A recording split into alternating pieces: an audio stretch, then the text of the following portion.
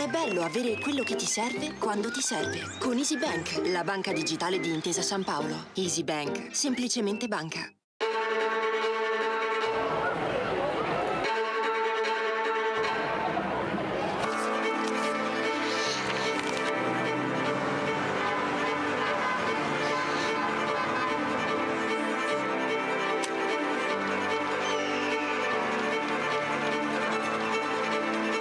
Vi prego, vi imploro, con umiltà e con fiducia, permettete a Cristo di parlare all'uomo.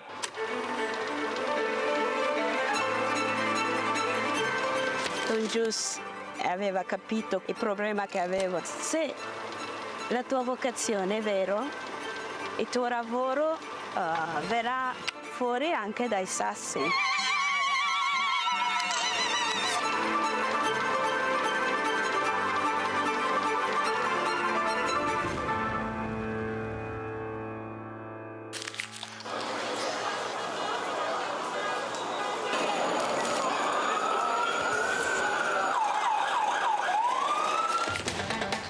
Di comunicare la fede agli altri, ma veramente insieme a loro riscoprire che cos'è la fede, che cos'è la fede per me. Portare Cristo agli altri, comunicarlo agli altri è l'unico modo che abbiamo per conoscerlo veramente.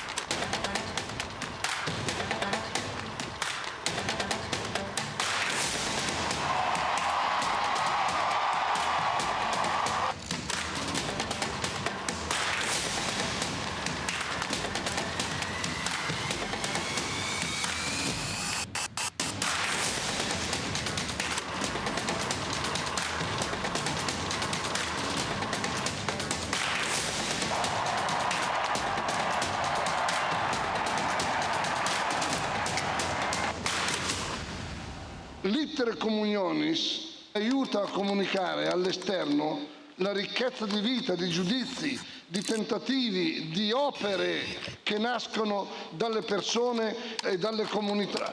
L'Iter Communionis è proprio la vita del movimento. Scrivete all'Iter Communionis le vostre esperienze, ci fate bene.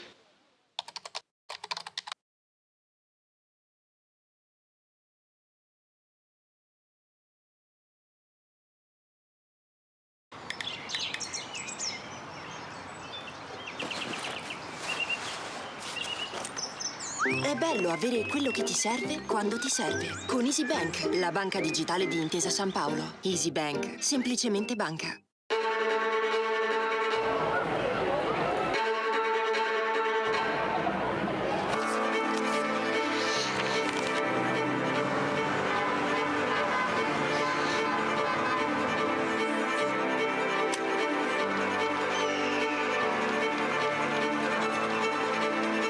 Vi prego, vi imploro, con umiltà e con fiducia, permettete a Cristo di parlare all'uomo.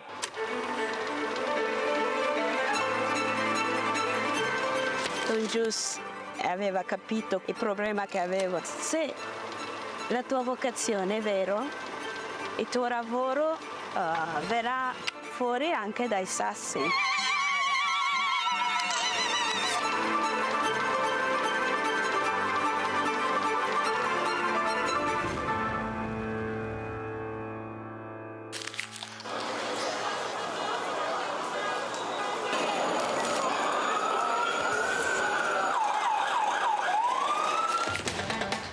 Di comunicare la fede agli altri, ma veramente insieme a loro riscoprire che cos'è la fede, che cos'è la fede per me. Portare Cristo agli altri, comunicarlo agli altri è l'unico modo che abbiamo per conoscerlo veramente.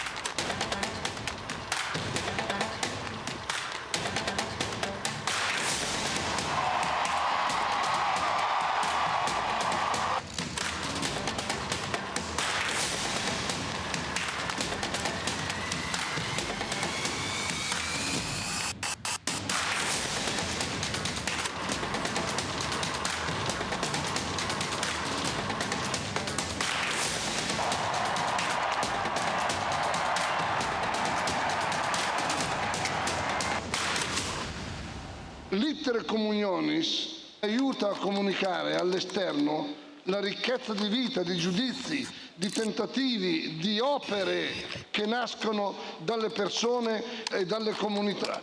L'Itere Communionis è proprio la vita del movimento. Scrivete all'Itere Communionis le vostre esperienze, ci fate bene.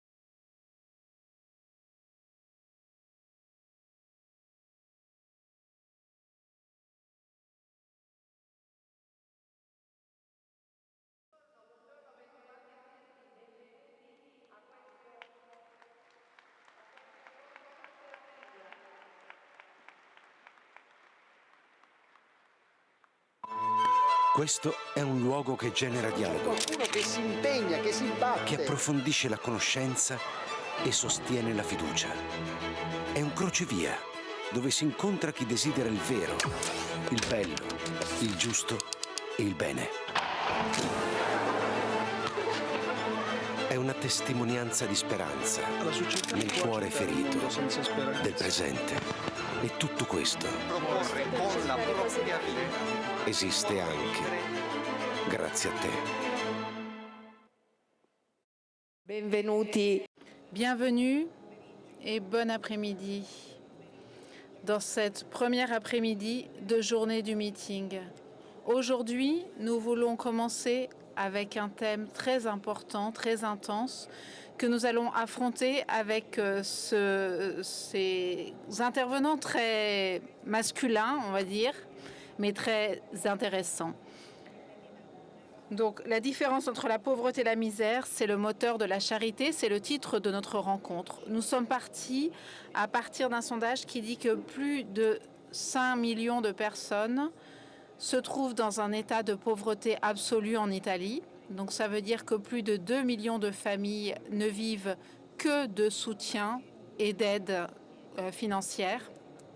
Et un habitant sur 10 se trouve dans une condition de pauvreté. Mais il y a une différence possible à approfondir entre ce qu'est la pauvreté et ce qu'est la misère. Et cela interpelle un peu chacun d'entre nous, pour qu'on ne tombe pas uniquement dans la pitié lorsque l'on fait la charité. C'est nécessaire, mais ce n'est pas une solution au problème. Et pour être responsabilisé sur la nécessité de penser à la responsabilité qu'a chacun d'entre nous pour affronter cette crise de notre société.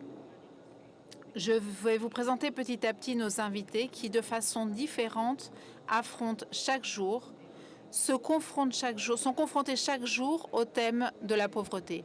Et je vais commencer par donner la parole à Davide Rondoni. En tant que poète, il n'a pas besoin de présentation meeting, mais c'est aussi le président du comité national pour le 800e anniversaire de la mort de Saint François.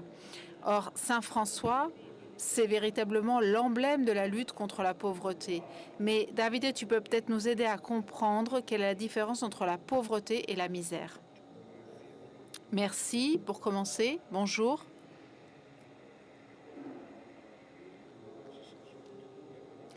Tu es la seule femme ici parce que tu vaux pour 6, donc les comptes sont à égalité. Je parle pour 6, dirait surtout mon mari. Alors, pour ne pas me tromper, je vais parler de Dante Alighieri parce que c'est un auteur qui a toujours raison. Dans le chant qu'il consacre à Saint François, Dante Alighieri nous montre une scène extraordinaire qui est un point culminant d'un point de vue poétique.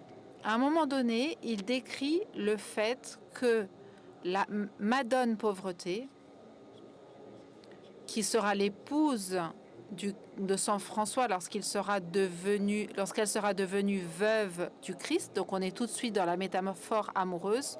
Donc ça veut dire que l'affrontement de la pauvreté, ce n'est pas un problème moral, mais un problème affectif, un problème d'amour, pas un problème de bonté. Dante affirme dans ce chant que lorsque le Christ monte sur la croix, tandis que la Vierge reste au pied de la croix, la Vierge pauvreté, la Madone pauvreté, est tellement amoureuse du Christ qu'elle monte sur la croix, elle grimpe sur la croix, parce qu'elle est tellement amoureuse du Christ que lorsque sa mère reste à ses pieds, elle monte, comme une amoureuse désespérée. À partir de cette scène que Dante développe, on comprend une question, c'est-à-dire que lorsqu'on parle de la pauvreté dans les termes qu'emploie le christianisme, on ne parle pas d'une misère matérielle. On peut dire qu'elle est comprise dedans, mais la pauvreté, c'est l'épouse du Christ, c'est-à-dire l'amante du Christ, l'amante, l'épouse de Saint François. C'est-à-dire que cette expérience du monde qui fait que rien ne t'appartient. Rien, pas même toi. D'ailleurs, c'est par pauvreté que Saint François peut dire « ma sœur, la mort ». Parce que même moi, je ne m'appartiens pas à moi-même. La pauvreté, c'est avant tout ce frisson que le Christ, Saint François ont apporté dans l'histoire et qui font que lorsqu'on regarde les personnes qu'on aime le plus, on sait qu'elles ne nous appartiennent pas. C'est la différence entre l'amour et la possession. Et c'est là qu'on expérimente vraiment la dure pauvreté. La dure pauvreté ne s'expérimente pas parce qu'on a 100 € en moins ou parce qu'on dort par terre. La vraie pauvreté s'expérimente quand on embrasse ses propres enfants et qu'on sait qu'ils ne nous appartiennent pas. Ou que la femme avec laquelle tu vas au lit ne t'appartient pas. Je le dis parce que, on va peut-être en reparler après, mais sans tenir compte de cela, la superposition complète de l'expérience de la pauvreté, qui est une expérience que chacun fait, chacun, au moins tous ceux qui se sont réveillés, tous ceux qui n'ont pas oublié qu'ils ne sont pas les maîtres du monde. Saint François aimait les créatures, c'est le cantique des créatures, mais pas parce qu'elles lui appartenaient. Le maître, c'était un autre. Et toute l'économie franciscaine, vous pensez que les franciscains, c'est eux qui ont inventé le partage du sépulcre, les grands économistes du IVe siècle. Saint François luttait contre la misère du XIVe siècle, pardon. Il a fait une expérience de pauvreté comme liberté, mais il ne confondait pas la pauvreté avec la misère. Ce n'est pas que quand il a rendu ses biens à son père, il a dit ensuite à son père « Vends la boutique et va dormir sous les ponts ». Non. Parce que François, c'est un homme qui nous rappelle que rien ne m'appartient. Et moi-même, je ne m'appartiens pas. Et ça, c'est le véritable frisson de la pauvreté. La misère, c'est manquer de quelque chose. Et en tant que poète, on est tous un peu misérables, surtout nous, les poètes. Pourquoi est-ce que le riche a plus de mal que le pauvre? Pas parce que le pauvre est meilleur, mais parce que le riche peut davantage se bercer de l'illusion qu'il est maître de la réalité. Parce que comme il a des biens à sa disposition, il a l'impression que la réalité lui répond plus. Mais ça n'est pas vrai. On a vu des riches sombrer dans la Méditerranée comme les derniers des pauvres qui le traversaient. Je le dis parce que sur ce thème de la pauvreté et de la misère, il faut distinguer la pauvreté, comme en parle Saint François, comme en parle l'Évangile, de l'expérience de la misère, qui est le fait d'aider comme on peut celui qui a besoin, parce qu'il lui manque quelque chose, en sachant qu'il nous manque à tous bien plus que quelque chose. Merci. Savoir peut-être qu'il manque quelque chose à chacun d'entre nous amène beaucoup de personnes à essayer de donner quelque chose que l'on a, qui est le temps, donner un peu de son temps en faveur des autres, pour les autres, pour essayer de contribuer à la création, à la construction d'une société plus juste, plus solidaire, plus unie. C'est ce qu'on essaye de raconter chaque semaine aussi sur le journal que j'anime qui s'appelle Les Bonnes Nouvelles. Alors, une expérience de ce type, de capacité de solidarité, c'est celle de la banque alimentaire. Ici, nous allons raconter l'expérience de 4 banques différentes, parce que de la banque alimentaire en sont nées d'autres. Marco Piuri est le président de la fondation de la banque alimentaire et il peut peut-être nous aider à comprendre un peu pourquoi, à un moment donné, on a commencé à essayer d'intervenir. Ça fait beaucoup d'années, n'est-ce pas, combien, depuis 1989, d'intervenir sur la pauvreté alimentaire en essayant d'extraire ce qui était gaspillé et de le repartager, qui est un thème d'égalité. Merci pour l'invitation. Je voudrais essayer, en suivant ce que Rondoni disait, parce que le défi que Rondoni a ouvert en nous, c'est en tant que pauvres, nous tous, comment on est en condition de nous aider en partant par nos manques matériels, comme les manques les plus primaires, comme la nourriture. À partir de ce point de vue, la banque alimentaire que je suis en train de connaître est très intéressante parce que la fondation Banque alimentaire naît à partir de se mettre comme interlocuteur du système agroalimentaire qui est fait par les entreprises alimentaires, agricoles, qui produisent de manière différente la nourriture qui peut être consommée et qui a un thème dont Barese va parler encore mieux sûrement, qui a un thème de soutenabilité.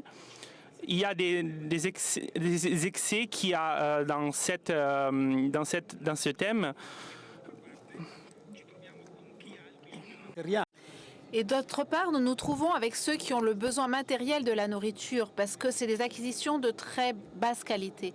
Donc il s'agit de se situer dans cette position, dialoguer avec le système de la banque alimentaire d'un côté, le monde alimentaire, et de l'autre côté, comprendre comment on peut s'organiser, se mettre ensemble pour trouver une manière de répondre à ce besoin qui existe, avec la conscience que la réponse aux besoins matériels, c'est le point nécessaire duquel on part pour ne pas être de simples philanthropes, mais être des hommes concrets, mais tout en étant conscient qu'on ne résoudra pas le problème de la misère et de la pauvreté au sens le plus large, mais qu'on a l'opportunité que celui qui donne du temps ou des biens a la possibilité, et pour ceux qui reçoivent, de faire la même expérience de charité. Ça, c'est le point caractéristique de notre expérience telle que je le comprends, dans la banque alimentaire et dans les autres banques. Donc un système qui utilise la charité comme une méthode. La charité pour celui qui fait et la charité pour celui qui reçoit. Et on le fait avec une organisation complexe, parce qu'il y a une fondation, il y a 21 banques régionales, plus de 7000 organismes. Et le travail commun de ces réalités, soutenu par le système agroalimentaire, par les systèmes financiers, etc., permet d'essayer de répondre à ce besoin, mais en comprenant clairement que c'est avant tout un système de relations et de rencontres entre les personnes. Vous ne l'applaudissez pas? Oh, perché Rondoni c'ha più il tempo. Rondoni a plus pris son temps, toi tu as été plus rapide et donc tu n'as pas eu les applaudissements. Donc ce thème des banques de dons qui naît de ce partage de la prise de conscience que l'expérience de la pauvreté nous concerne tous, a suscité d'autres formes de banques que nous allons affronter maintenant avant d'arriver à Brandini et Barese. Donc je vous dis tout de suite avec qui on va parler maintenant.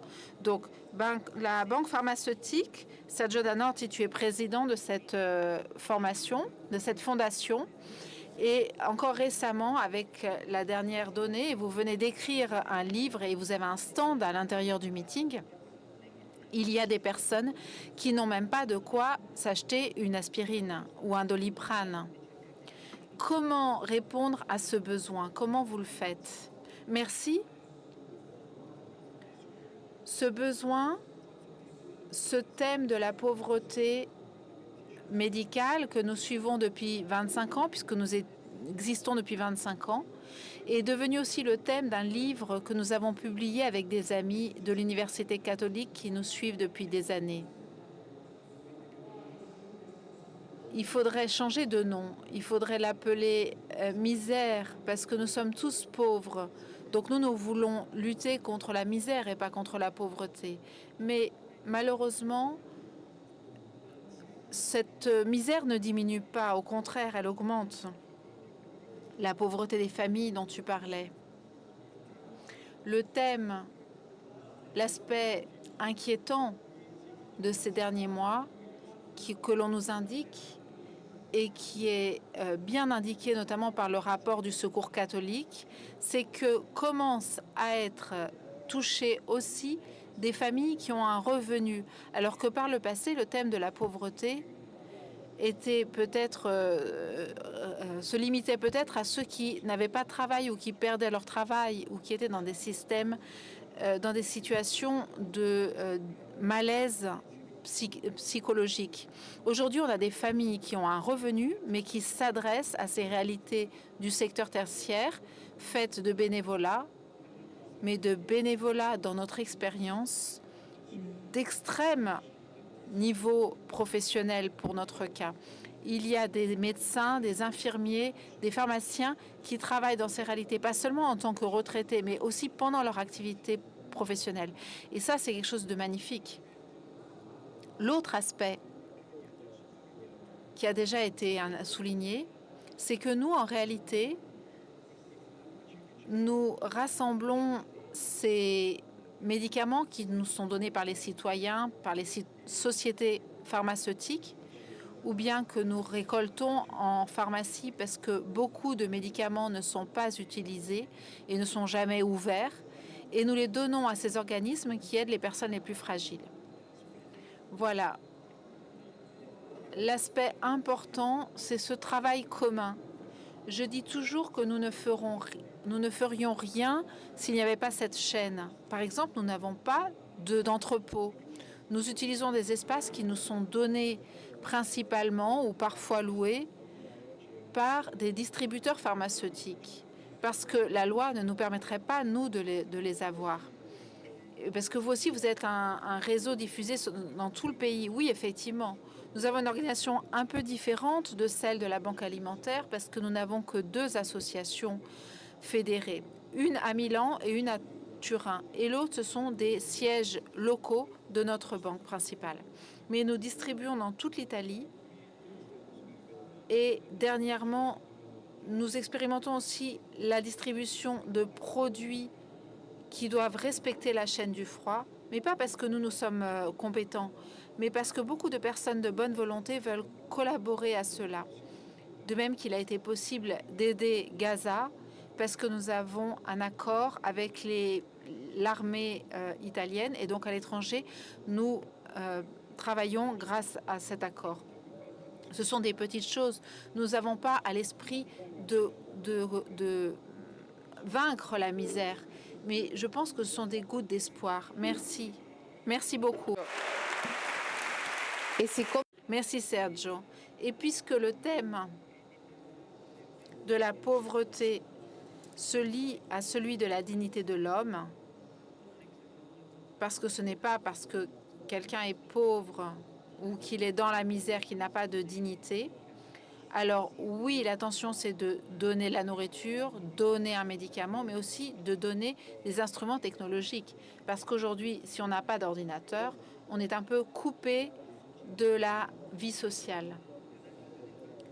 Alors la naissance de la banque pharmaceutique, je m'adresse à Fabio Mazzoleni, la naissance de la banque informatique, répond un peu à cette nécessité.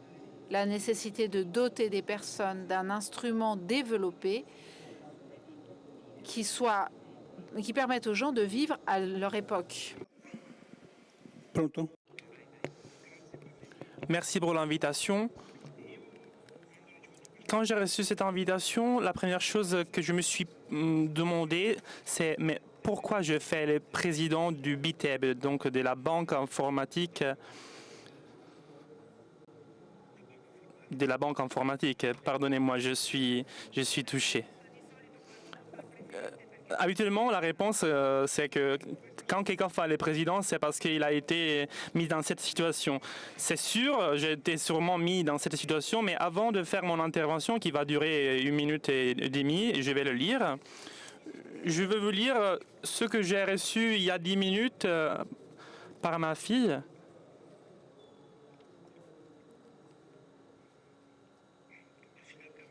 Ma fille Carlotta m'a dit pourquoi je fais ce travail comme bénévole. Quand j'étais un enfant, on me demandait quel travail je faisais. Je disais que j'aidais les personnes à trouver un travail. Quand je suis devenu adulte, j'ai compris la signification de cette phrase. Faire ce travail, c'est aimer l'homme. Et toi, dans la vie quotidienne, tu fais ceci. Parce que ceci a aidé à se mettre au service de ceux qui ont besoin et cela vient reconnu et valorisé. J'ai voulu me mettre dans un premier espace pour te supporter, mais je ne peux pas, donc je veux le faire à distance avec tout mon cœur. Je suis fier d'avoir un père comme ceci, comme toi. Pour moi, tu es le numéro 1. Merci pour être ce que tu es, parce que tout le monde mérite d'écouter quel homme parle aujourd'hui aux gens.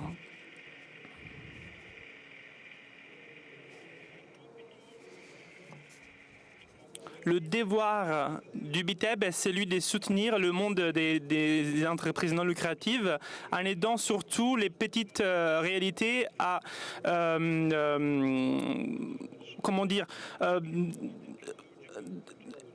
éliminer une fracture numérique en Italie. Le Covid a été la fracture numérique qui a été encore plus claire pour la situation en Italie et a souligné l'énorme besoin de la technologie pour donner de la dignité aux personnes et les rendre encore plus protagonistes de leur existence.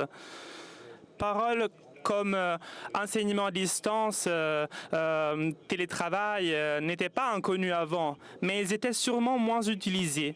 Aujourd'hui, sans un dispositif qui soit utilisé numérique comme le portable, l'ordinateur, nous ne pouvons pas vivre. Et ça s'est passé aussi par la banque aussi, parce qu'ils donnent des portables, des tablettes, des ordinateurs comme don. Et dans ce contexte, notre association fonctionne comme facilitateur dans cette fracture numérique. Des écoles qui sont dépourvues d'ordinateurs, des associations et des familles qui ne peuvent pas se permettre d'ordinateurs, s'opposent par des entreprises qui se débarrassent après quelques années de dispositifs qui fonctionnent bien mais qui sont obsolètes par les activités. Ceci fait en sorte que la technologie de l'information se trouve face à des charges qui sont bien combles d'équipements électriques et électroniques qui fonctionnent mais qui sont déjà des déchets. Et à partir de cette association qui sont la mission de la BITEB, ce circuit vertueux n'offre pas davantage seulement à ceux qui reçoivent les ordinateurs et les imprimantes, mais aussi à qui donnent et à l'environnement. En donnant les ordinateurs au BITEB, donc, on récupère ce qui vient décharger et ce qu'on considère déchets avant même qu'on l'élimine, on les jette. Qu'est-ce que c'est la vie en répondant à un poste de dépenses pas indifférent par les donateurs? Pour moi, ceci, c'est de aimer. C'est le vrai travail de l'homme. Mais qu'est-ce que ça veut dire de aimer si on ne veut pas voir la réalité de l'autre? C'est quoi le goût de regarder la réalité en étant face à la vie de manière différente, parce qu'il n'y a pas de tourne-compte si on ne voit pas la beauté de l'autre. Et ça s'appelle la gratuité. Vivre ainsi et avoir cette responsabilité, cette mission change mon regard et contribue à construire un monde meilleur et aux personnes que j'ai autour de moi. Merci beaucoup. Merci Fabio Mazzoleni. Nous en profitons aussi pour embrasser sa fille Carlotta et toutes les personnes qui nous suivent en streaming ou sur les canaux sur les chaînes sur lesquelles nous envoyons ces émissions. Les personnes qui n'ont pas pu être avec nous, mais qui nous sont proches et à côté desquelles nous sommes. Donc, pour terminer avec la banque des différentes choses, Giorgio Medici va nous...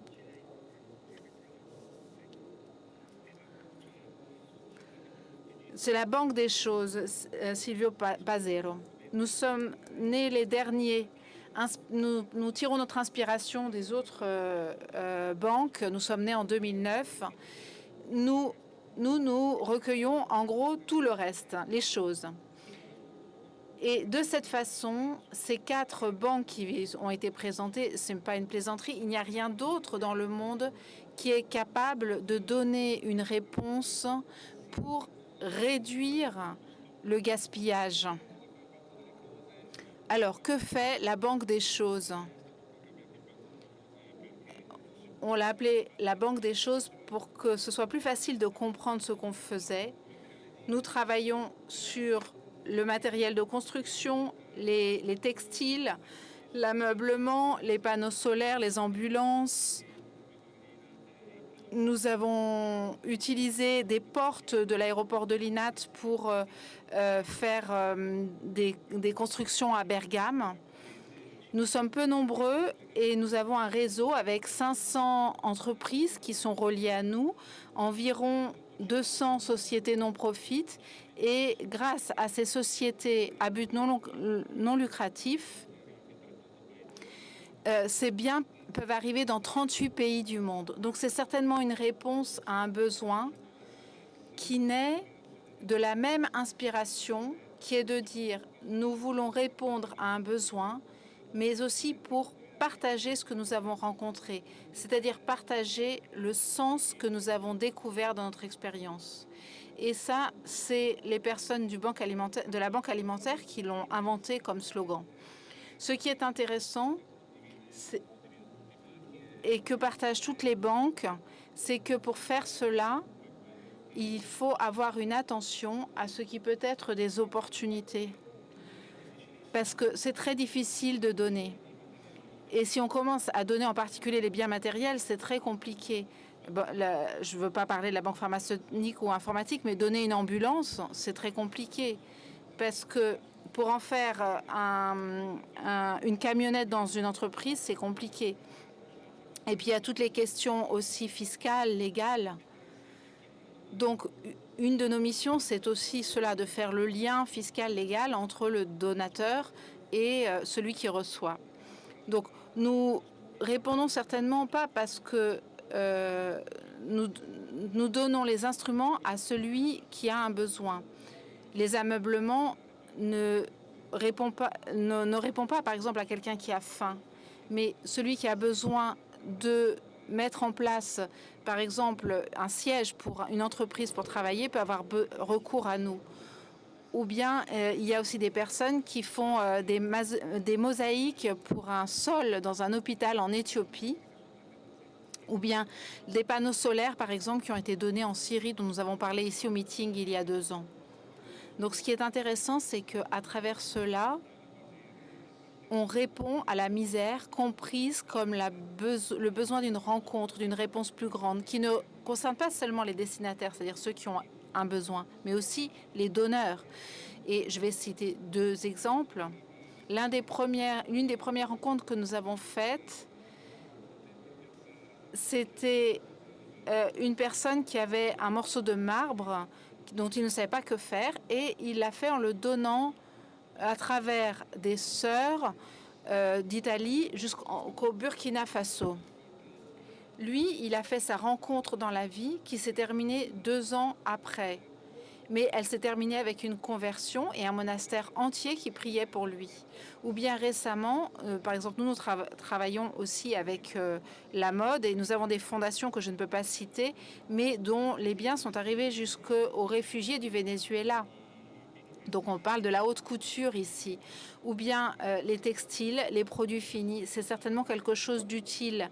Mais ce que j'ai entendu dire par un des personnes très hautes placées de ces entreprises de haute couture, c'est que pour lui c'est précieux parce qu'il a besoin que ses employés voient autre chose que le monde dans lequel ils évoluent. Et donc ça, c'est quelque chose qui arrive à tous. Et c'est donc certainement quelque chose de très beau. Et donc, ce qui a changé ma vie à travers la vie de la banque peut devenir aussi un changement pour d'autres. Merci. C'est beau de penser que même ces différentes sensibilités des grandes entreprises ne sont pas seulement liées à un besoin, une nécessité de greenwashing, d'écologie, mais qu'il y a aussi une plus grande conscience de la part des entreprises sur le fait que chacun doit apporter sa contribution et non pas seulement pour avoir une bonne conscience écologique, si l'on veut laisser un monde meilleur à nos enfants. Avec le président de Call Direct, on s'est connus il y a quelques années à l'Expo, dans une rencontre consacrée au thème « Alimenter la planète ». Et nous avons commencé à parler, nous aussi, de la communication de manière plus approfondie, de la lutte contre le gaspillage. Et on a un peu pris au sérieux ce thème, et la lutte contre le gaspillage alimentaire est un peu l'un des points centraux de votre politique. Essayez de nous raconter un peu pourquoi vous l'affrontez et comment vous l'affrontez. Parce qu'on pense que le premier élément de liberté, c'est de rendre les personnes non obligées à dépendre de quelqu'un d'autre. Et donc la situation sur laquelle on doit réfléchir aujourd'hui, qui concerne notre pays, est sur une donnée que tu nous disais au début.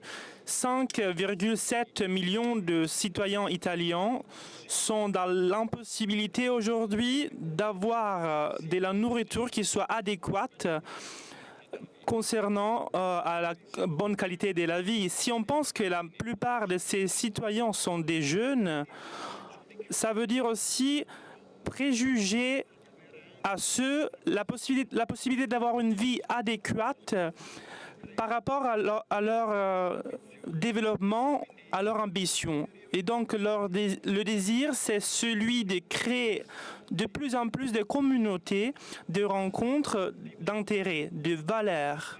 Parce qu'on parle très peu de ceci.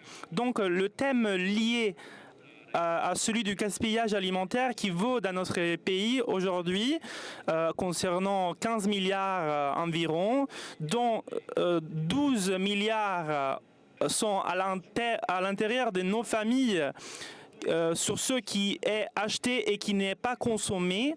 Je retiens et nous retenons que c'est fondamental repartir par les expériences de dialogue et rapport pour réussir à rééduquer la collectivité, à aider même ceux qui se trouvent dans une situation plus difficile par rapport à la nôtre. Avec qui on peut travailler sur ça? Avec qui a des valeurs et qui s'inspire sur ces valeurs? Et permettez-moi de dire avec ceux qui sont contre l'idée d'une valorisation d'une pensée qui tend à valoriser ce qui nous a caractérisés dans la société et des éléments éducatifs qu'on a reçus dans nos familles. Donc, nous pensons que cela doit être un élément de communion. Et c'est pas aléatoire qu'on est ici aujourd'hui, parce que c'est sur cette communauté qu'on s'inspire pour un parcours des caractères éducationnels qui repart par des nouvelles générations. Mais dans quelle manière? En ayant donc l'humilité à amener des exemples concrets, par exemple dans les écoles, liés par exemple à l'école primaire, à l'éducation des enfants, parce qu'on doit repartir par cette éducation. Donc, aidant à éduquer ceux qui sont en difficulté, les plus faibles, et non seulement à émarginer les personnes de la société. Donc, en faisant l'opposé. Et tout ceci, on a été capable de le construire parce que on est reparti à notre foi par un parcours de jeunes agriculteurs qui sont aujourd'hui les plus attentifs par rapport à ce qui n'est pas vendu, parce qu'il n'a pas d'espace dans les lignes de communication, non pas parce qu'il n'est pas bon, mais peut-être parce qu'il n'est pas très beau. Et grâce à la banque alimentaire, cela est une opportunité pour donner aux familles qui sont plus pauvres de manger. On n'a pas résolu tous les problèmes. On a un parcours qu'on imagine aussi avec des réalités très importantes. Je veux en citer une. Par exemple, la banque Intesa. Durant la période du Covid, on a eu une explosion de familles qui sont allées en difficulté économique et qui n'avaient pas de nourriture, assez de nourriture. Durant cette période, le nombre de familles qui étaient en difficulté s'est dupliqué. Donc, les agriculteurs n'ont pas cessé leur activité et ont contribué à aider ces familles. Nous, en tant qu'Coldiretti, et grâce à Intesa et à la Banque alimentaire, on a recueilli tout ce qui était risque d'être gaspillé et on l'a donné à ceux qui se trouvaient en difficulté. Nous devons continuer de travailler de cette manière. On doit sensibiliser les institutions, même dans les termes des caractères normatifs, en ce qui concerne, par exemple, la simplification administrative, en recueillant tout ce qui s'approche à la date d'expiration pour ce qui peut être pour qu'on puisse les destiner aux familles qui se trouvent en difficulté. Donc moi je pense que ceci est en train de nous caractériser et le meeting est devenu un moment par lequel on doit revenir à faire communauté de manière stratégique qui peut nous mettre en commun sur celles qui sont les sensibilités et les valeurs que dans l'histoire nous ont caractérisées. On peut les raconter ici, les amener comme exemple et créer encore une fois un organisme qui peut remettre en forme la société dans laquelle nous vivons de cette manière. Merci. Donc former un réseau, l'importance de former un réseau. J'ai laissé dans ce premier tour de questions en dernier Stefano Barese, qui est le responsable de la division de la Banque des territoires de Intesa San Paolo. La provocation, c'est de comprendre comment une banque, même une banque, peut aider à affronter le thème de la misère. Et en particulier, vous êtes responsable de la division de la Banque des territoires. Donc, comment est-ce qu'on peut aller dans les territoires et affronter ces difficultés? Alors, d'abord, avant tout, merci à tous ceux qui sont intervenus. Ici, on a 5 banques, donc je ne suis pas la seule. Je voudrais commencer par là. Il y a d'autres personnes qui ont très bien décrit la contribution qu'ils apportent quotidiennement aux communautés. Voyons la banque qui a pour mission première de gérer le crédit et l'épargne. Ce que j'observe et qui est le point commun à tous les discours qu'on vient d'entendre, c'est comment on fait attention dans son propre travail. Il est clair qu'une banque qui fait l'activité que je viens de décrire doit avant tout être orientée à faire du profit. Si ça ne se produit pas, c'est clair qu'on ne crée pas les conditions pour que n'importe quelle autre opportunité puisse naître dans les communautés qui sont reliées à elle. Donc, je dis toujours que le point vrai, c'est de savoir qu'est-ce qui est au cœur de l'ADN de celui qui exerce une activité d'entreprise, dans notre cas, la banque. Est-ce que c'est la personne qui est le véritable but ou est-ce que c'est le bénéfice en tant que tel? Du point de vue de la banque, c'est clair que c'est la personne qui est au cœur. Le bénéfice, la valeur ajoutée, le profit, et donc faire une activité le mieux possible pour que la banque soit solide forte, capable de grandir et en grandissant de soutenir toutes les activités qui sont liées à elle, c'est la première responsabilité. Mais pour cela, il faut voir à l'esprit que ce sont les personnes qui sont l'objectif de notre activité. À travers ce principe, il est clair pour nous que dans le concept de donner et supporter, il faut nous mettre en jeu d'une manière structurée. Et cela, notre banque le fait depuis des décennies. Et même depuis le Covid, nous avons renforcé ce principe et cette façon d'agir en créant une unité qui s'occupe exclusivement de questions sociales. Donc, elle ne coordonne pas seulement les activités liées au support que nous apportons aux différentes entreprises du secteur tertiaire qui, grâce à cela, peuvent exercer leur travail, mais s'occupe aussi de pouvoir finaliser ce qui a été inauguré en 2023 et qui est la plus grande intervention en Italie à caractère social, parce que qu'un organisme privé, pour faire du profit, se soit donné comme objectif de distribuer 1,5 milliard d'interventions entre 2023 et 2027. On est aujourd'hui presque à 800 millions. 60 millions d'interventions individuelles entre les repas, l'habillement, les médicaments, etc. Des lits aussi, des lieux pour dormir. Donc ce sont les différentes activités qui alimentent les sensibilités qu'on citait avant et qui soutiennent aussi des projets spécifiques. Parce que, comme beaucoup de réalités d'entreprise, nous avons aussi notre fonds de bénéficence, nous avons aussi une plateforme qui nous permet d'engager les sensibilités de la population. Nous avons une plateforme de récolte de fonds et je tiens à le souligner, elle est faite exclusivement dans le but de fournir des moyens financiers pour des initiatives spécifiques sur les micro-communautés, clairement sans l'alourdir de charges de commission, parce que ça n'est pas banal. Il faut regarder les nombreuses plateformes de récolte de fonds. Elles ont souvent pour but de gagner de l'argent. Et nous, c'est vraiment la dernière chose que nous voulons faire avec cela.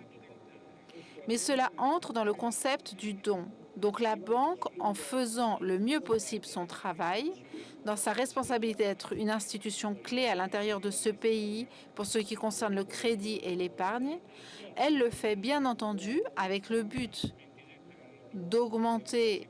Nous sommes bientôt en 27, mais je suis sûre que dans notre PDG, cette activité ne pourra que grandir ensuite.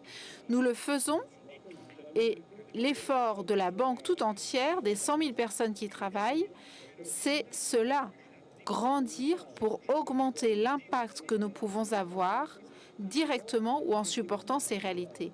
Parce que autrement, ces réalités seules n'y arriveraient pas. J'entendais le président de la banque informatique, nous avons 100 000 personnes, mais l'une des activités structurelles que nous avons, parce que bien entendu, nous changeons notre matériel informatique, c'est de les recycler, de les mettre à disposition de ceux qui en ont besoin. Donc on peut imaginer à partir de là un parcours où chacun joue son rôle. Dans ce pays, c'est la seule manière d'y arriver en partant de ceux qui ont plus de moyens pour y arriver. Et c'est pour cela que nous avons besoin de réalités fortes, capables d'être fortes dans leur présence sur le territoire et dans leur capacité de provoquer des revenus, parce que c'est seulement si ces réalités sont fortes qu'on aura les moyens de récolter, de soutenir un pays qui a des fragilités que l'on connaît, 5-6 millions de pauvres, comme on le disait avant, absolus ou relatifs, mais aussi les nombreuses difficultés que nous avons. N'oublions pas que nous avons un nombre impressionnant. Avant de venir, je voyais que nous sommes les derniers dans le classement pour ce qui concerne des pauvres potentiels. Et si c'est quelque chose sur lequel, si on a du temps, on pourra revenir. Des jeunes qui ne travaillent pas, qui ne se forment pas, sans parler des pauvretés relatives, des familles avec des jeunes entre 18 et 35-40 ans qui, aujourd'hui, tout en travaillant, se situent dans une zone de pauvreté relative. Donc il ne s'agit plus de donner, mais on pourra en parler, il s'agit de faire. Mais on pourra en parler après, de ces needs, de ces jeunes sans travail. David, excuse-moi, tout à l'heure, on n'a pas cité, mais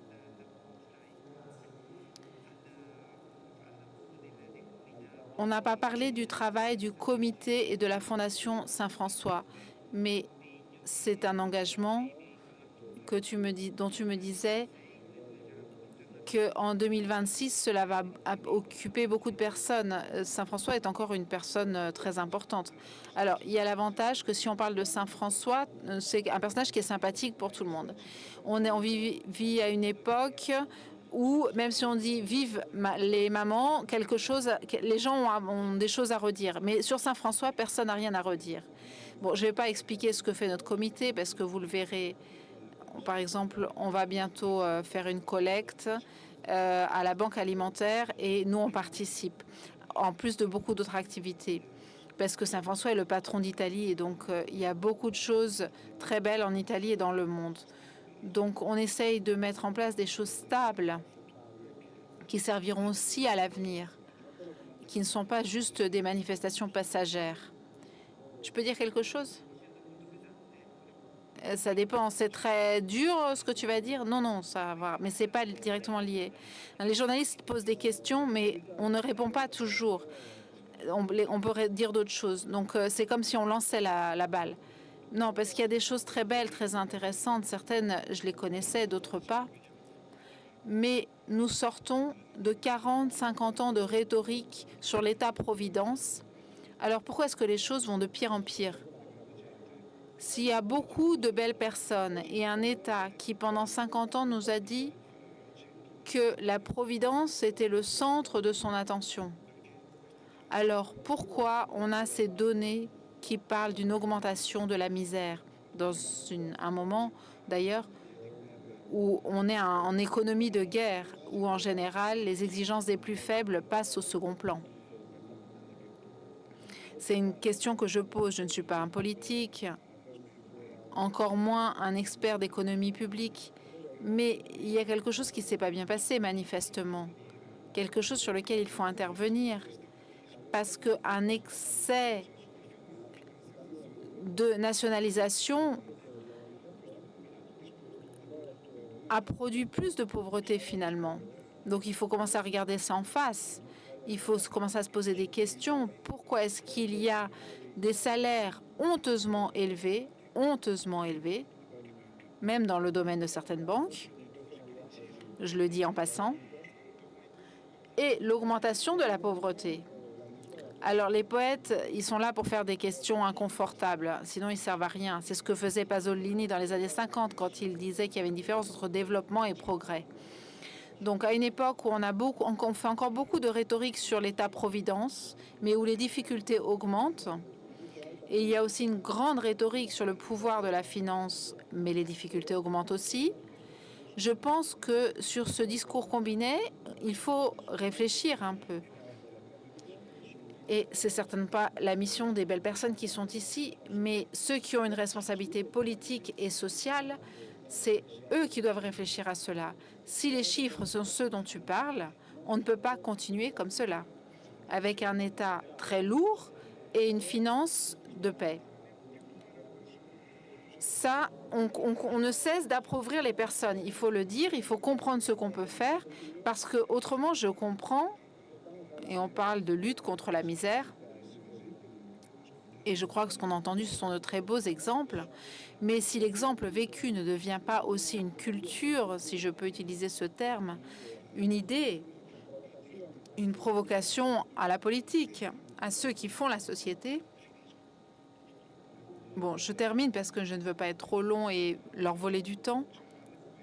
Mais il y a un grand poète qui s'appelle Mario Luzzi, qui était mon maître, qui disait « Être très aimé ne soigne pas la solitude. On peut se sentir seul même si beaucoup de monde nous aime. C'est aimer qui aplanit le monde. » Aujourd'hui, nous avons une société qui est très attentive à demander de l'amour. Il faut se sentir aimé. Mais c'est aimer qui aplanit le monde. Don Giussani, quand il nous a fait faire l'action caritative, il a eu cette intuition géniale. On ne la fait pas pour les autres, mais parce que en aimant, tu t'accomplis toi-même. Et je crois qu'une des choses qui ont été racontées sont très belles, parce que c'est aimer qui aplanit le monde. Tu peux bien travailler, avoir une belle famille, avoir tout ce que tu penses être nécessaire, mais si tu n'aimes même pas plus, un peu plus que ce qui est nécessaire, si tu ne fais pas l'effort d'aimer un peu plus, tu n'aplanis pas le monde, c'est-à-dire tu ne vis pas le bien, tu n'es pas en paix. Ces propositions de banque sont très intéressantes parce qu'elles ont une grande valeur sociale. Les gens qui n'aiment pas, c'est des gens qui sont moins contents, des gens qui sont moins productifs. Les gens qui n'aiment pas sont plus stériles. Le chiffre sur les jeunes qui a été cité tout à l'heure, c'est important. Les jeunes qui n'ont pas envie d'essayer. Comment nous avons pu produire une telle société? Des questions inconfortables, il faut les poser, pas pour en être écrasé, mais pour trouver les alliés pour les affronter. Merci Davide. Je pensais aussi au cardinal Martini. C'est seulement si on devient proche des autres, on découvre notre... Attention cardinaux, tu veux me chatouiller. Attention, messieurs les cardinaux. J'entends beaucoup de cardinaux parler de la pauvreté, des pauvres, et parfois se vanter un peu trop des interventions que l'on fait pour les pauvres. L'Évangile disait que ta main droite ne sache pas ce que fait ta main gauche. Donc parfois un peu moins de discours, c'est utile. Non, je ne veux condamner personne. Je suis catholique anarchique de rite de la Romanie. Donc, je ne critique pas les cardinaux, mais si on entend parler trop l'Église des pauvres, il faut savoir distinguer entre la pauvreté, comme nous en avons parlé avant, et la misère. Parce qu'autrement, mon ami le cardinal Zuppi, nous savons tous que c'est le plus grand propriétaire immobilier de Bologne. Quand il parle de pauvres, il n'est pas très crédible. Si tu vis dans le plus bel immeuble du monde, qui est le Vatican, et tu parles des pauvres, si tu confonds la pauvreté et la misère, tu n'es pas très crédible. Donc il faut faire attention. La pauvreté, c'est une expérience que peut faire l'homme le plus riche du monde. Si en embrassant ses enfants, il sait qu'ils ne lui appartiennent pas. Ça, c'est la pauvreté. La misère, c'est une autre expérience. Saint François disait à la fois aux riches et aux pauvres qu'ils avaient tous quelque chose à rendre. Attention, je le dis parce qu'on est au meeting.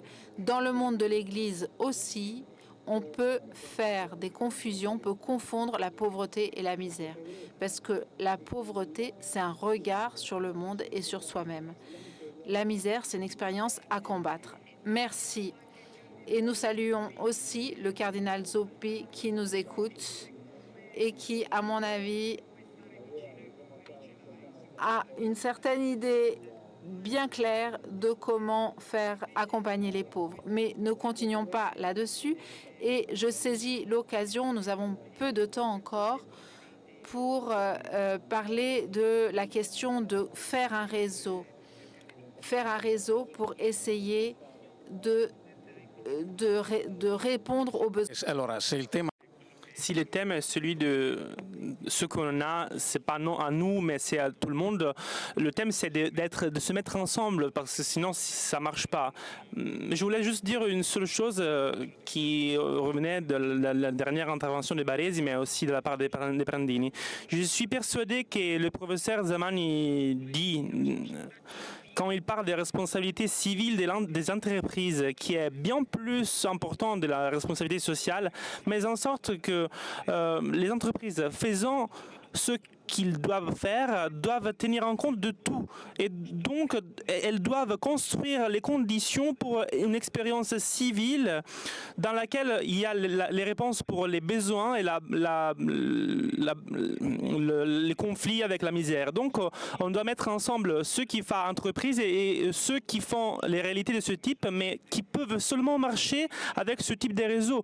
Donc, le millier de bénévoles qui travaillent dans ces structures peuvent faire l'expérience de ce type dont on a parlé, seulement en cette manière, en valorisant ce que est la réalité de ce type.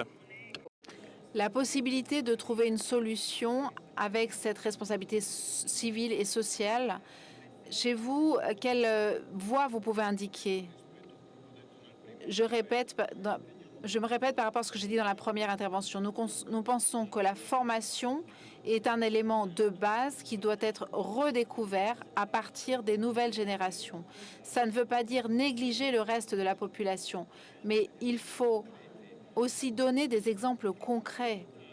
Représenter systématiquement seulement la négativité ne fait pas grandir la positivité dans les nouvelles générations.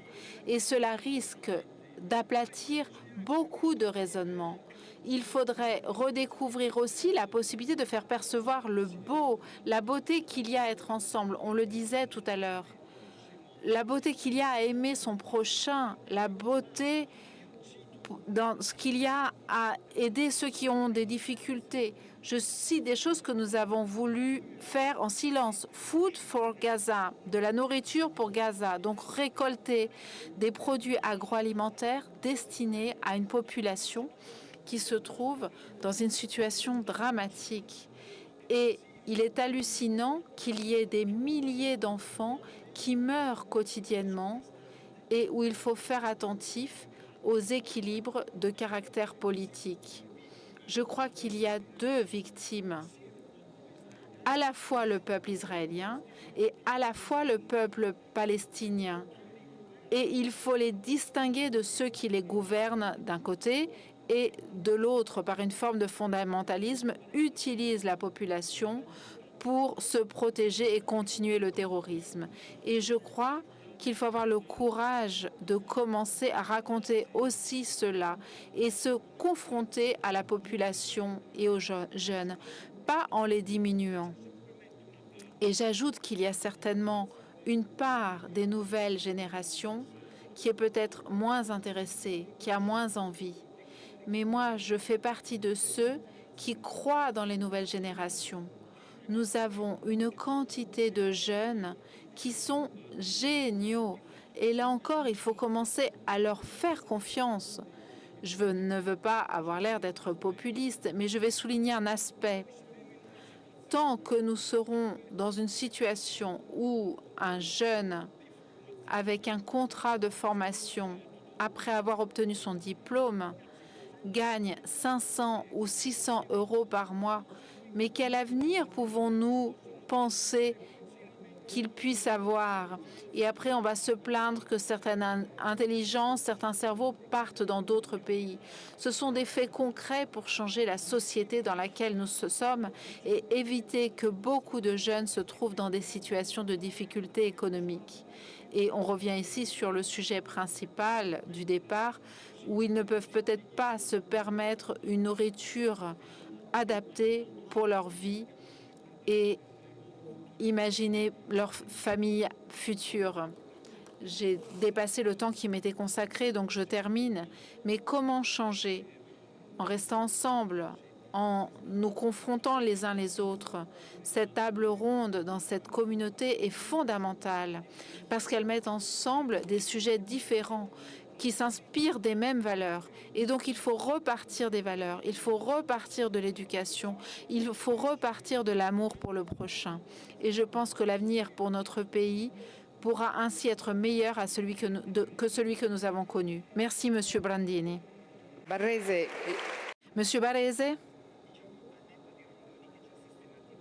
Alors, sans parler de Rondoni qui nous a tous mis à notre place, et ça va être le tour des journalistes, je suis sûre, dans la prochaine fois.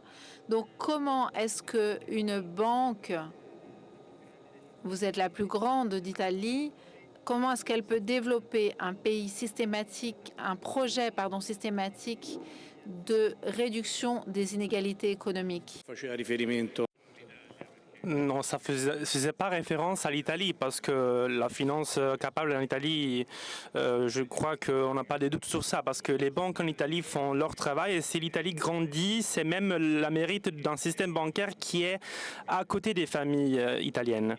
Et on le voit aussi par le crédit qu'il est produit parce que s'il y a une chose qui est en train de grandir maintenant, c'est le crédit aux familles pour le patrimoine et pour les prêts. c'est le thème de faire que je veux approfondir. Donc, donner la possibilité de distribuer à ceux qui ont les moyens et donc ceux qui contribuent. L'autre thème, c'est de mettre les personnes dans les conditions de vivre mieux en trouvant un travail et une éducation qui les amène à avoir un diplôme universitaire et non pas une éducation élémentaire. Parce que je dis cela parce que j'ai vu qu'il est vrai que les pauvretés ont augmenté, mais si on va au détail, les pauvretés ont augmenté pour deux raisons. Parce que la plupart des familles dont je parlais avant, donc sous les 35 ans avec un enfant, sont en train de loyer une maison, donc n'ont pas une possession de maison. Donc la plupart des personnes qui sont en pauvreté sont des ouvriers et qui n'ont pas de travail, donc des revenus, qui ont des revenus inférieurs et qui n'ont pas de revenus. Donc, chacun fait son propre rôle. Donc, on ne doit pas trouver une culpabilité pour chacun. Donc, on doit trouver les conditions à travers notre activité pour accéder aux outils qui nous appartiennent pour être mieux, pour aller mieux. Le thème de l'éducation, par exemple, on ne doit pas seulement penser au coût de l'éducation en tant que tel, mais maintenir l'éducation pour les gens qui veulent prendre un diplôme est important. Le fait que la banque fait lève sur son patrimoine pour qu'un étudiant puisse prendre tous les ans d'un minimum de 5 000 et plus pour se maintenir ses propres études par rapport non seulement aux familles et ceux qui peuvent faire pour leurs filles ou leurs fils.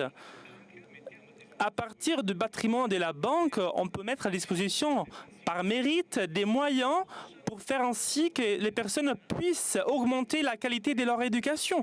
Et ce n'est pas seulement pour les universités. On le fait aussi pour les jeunes de 50 ans. Et donc, étant donné les circonstances et les gens qui veulent augmenter leur éducation, on peut parler aussi des gens de 50 ans. Et ça, on les fait avec des intérêts très basses, donc avec des risques pour les banques. Et on parle de 50 000 personnes dans les années, à partir de 2016, qui ont eu accès à un outil de ce genre. Donc, cela est le faire, le thème du faire. Donc, on parle aussi du thème des prêts. Nous, en tant que banque, on met à disposition des prêts qui sont convenables pour les jeunes par rapport aux prêts qui sont dans le marché. Par exemple, avec les forces qu'on a mis en terrain dans l'État, avec le fonds COTSA, on donne la possibilité d'arriver jusqu'au 100% de la valeur de la maison. Ce n'est pas possible pour les banques maintenant, parce que elles ne sont pas méchantes, mais les règles de l'État ne vont pas au-delà du 80%. Ça coûte cher pour aller au 100%. Mais le fait d'avoir un fonds qui puisse combler ce manque en leur donnant la possibilité de faire un prêt 100%, donc plus convenable par rapport à un loyer en une maison, donc en construisant une façon pour économiser, on doit dire que loyer une maison, c'est perdre de l'argent. Et donc, loyer un logement. Et beaucoup de jeunes, donc, ont accès à une maison grâce à nos produits, nos services. Nous, on distribue 16 milliards de prêts. Et la plupart de ces fonds vont aux familles qui n'ont même pas 35 ans avec un enfant.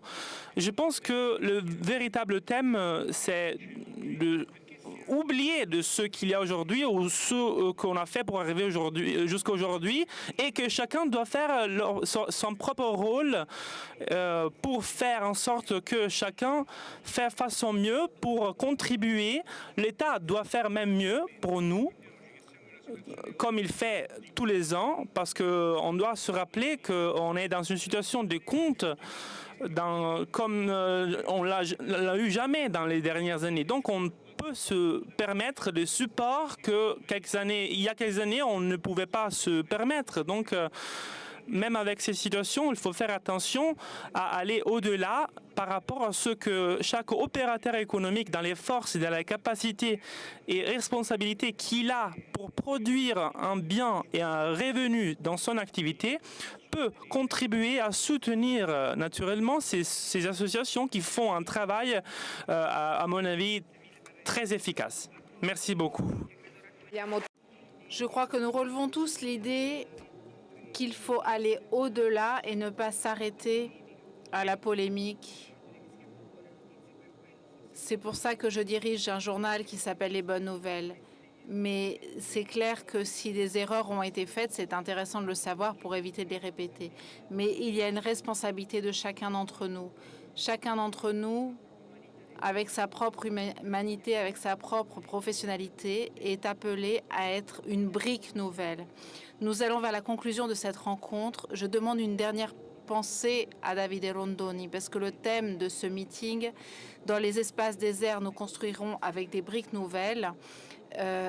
Par rapport à la pauvreté comprise comme pauvreté matérielle, mais aussi spirituelle. Donc la question, c'est quelle brique chacun d'entre nous peut apporter, à ton avis, pour construire sur les déserts? Alors, pour être clair, j'aime beaucoup Zuppi et j'ai un compte en banque à Banco Intesa. C'est peut-être le pire compte de la banque, mais donc pour que ce soit clair. Donc, je n'ai rien contre personne, hein, j'essaye juste de raisonner. Donc, un grand poète français qui s'appelle Baudelaire disait « Les crises de civilisation sont les crises d'appauvrissement du cœur, d'avilissement du cœur. » Donc, je crois que nous devons tous aviver notre cœur au sens du sentiment qui nous anime, comme le disait Barrese maintenant, en jouant chacun son rôle. Mais si on a le cœur avili, on ne va nulle part. Et si on se met avec des cœurs brûlants, parfois aussi en se disputant, on peut se mettre ensemble si on n'a pas le cœur avili. Et l'avilissement du cœur vient du fait qu'on ne le nourrit pas avec des choses avilissantes. Autrement, on l'avilit. Et on peut tous le faire. Ton journal aide à cela, c'est se nourrir de choses qui ne sont pas avilissantes. Et cela rend plus prêt non seulement à aider les autres, mais aussi à affronter les problèmes sans peur et avec une grande espérance. Ces jours-ci, nous avons tous vu combien de médailles d'or nos jeunes ont gagné dans le monde. Pourquoi est-ce qu'ils sont aussi bons dans certains domaines et que dans d'autres domaines, ils veulent s'enfuir de l'Italie? Parce que dans le sport, les institutions misent sur le talent. Ils n'avilissent pas les talents. Et deuxièmement, une minute, désolée, j'ai encore besoin de parler. Donc c'est une méthode du sport pour ne pas avilir nos jeunes. Talent et mesure réelle. Merci. Merci. Merci à tous nos invités. Merci à ceux qui nous ont suivis ici, à ceux qui nous ont suivis de chez eux. Je vous rappelle qu'une autre petite brique que nous pouvons mettre, c'est une contribution pour aider le meeting. Il y a des stands avec le cœur rouge Dona Ora. Et si vous donnez là, vous pouvez aider le meeting à exister cette année et dans les prochaines années. Merci et bon après-midi à tous.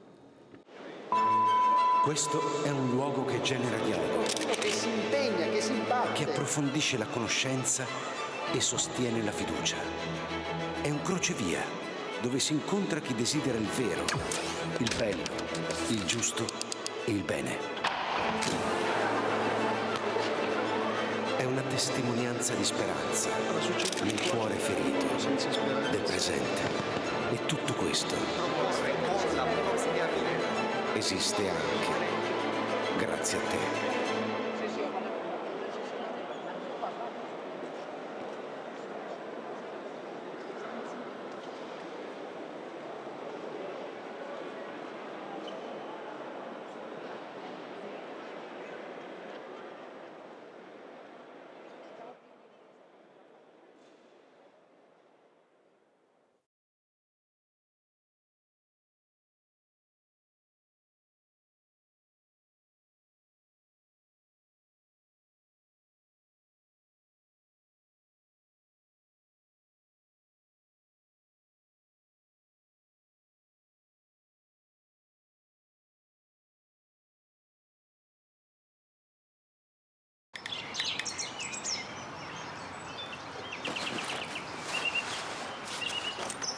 È bello avere quello che ti serve quando ti serve. Con EasyBank, la banca digitale di Intesa Sanpaolo. EasyBank, semplicemente banca.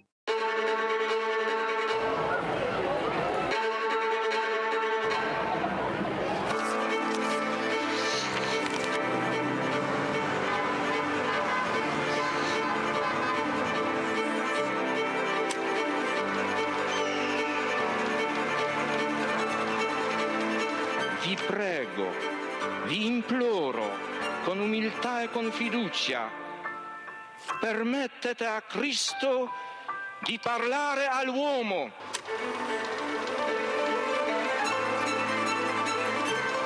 Don Gius aveva capito il problema che avevo. Se la tua vocazione è vero, il tuo lavoro verrà fuori anche dai sassi.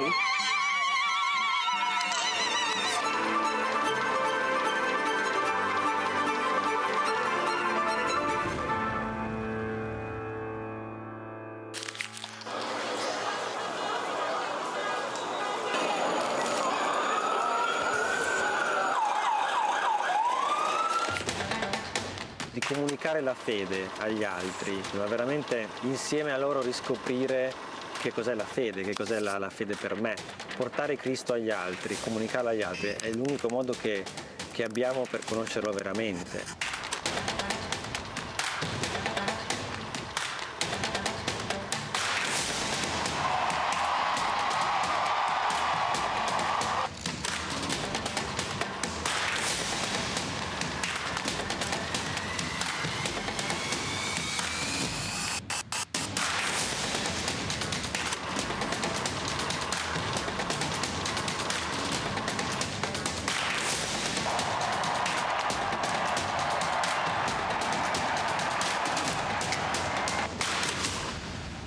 L'Iter Communionis aiuta a comunicare all'esterno la ricchezza di vita, di giudizi, di tentativi, di opere che nascono dalle persone e dalle comunità.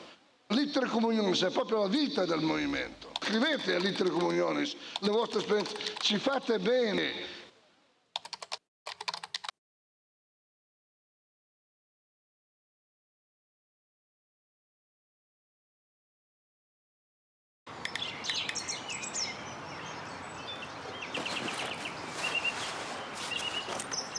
È bello avere quello che ti serve quando ti serve. Con EasyBank, la banca digitale di Intesa Sanpaolo. EasyBank, semplicemente banca.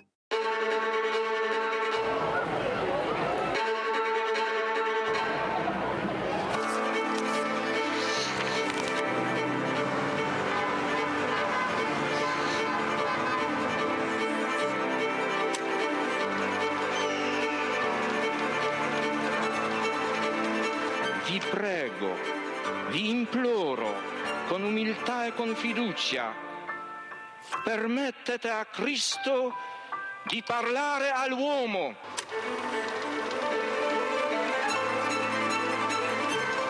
Don Gius aveva capito il problema che avevo. Se la tua vocazione è vero, il tuo lavoro verrà fuori anche dai sassi.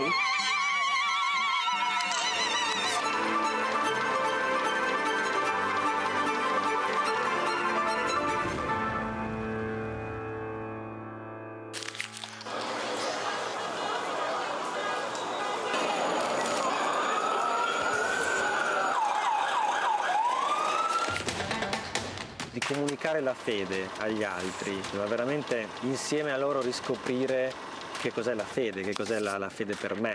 Portare Cristo agli altri, comunicarlo agli altri è l'unico modo che abbiamo per conoscerlo veramente.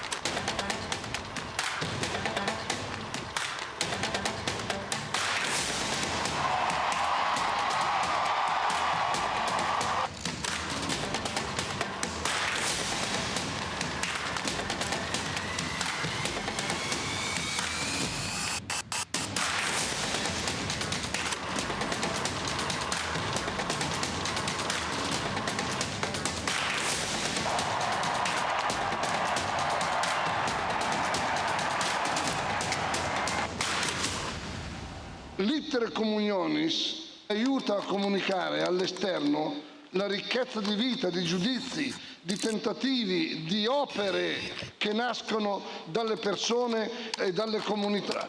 L'Iter Communionis è proprio la vita del movimento. Scrivete all'Iter Communionis le vostre esperienze, ci fate bene,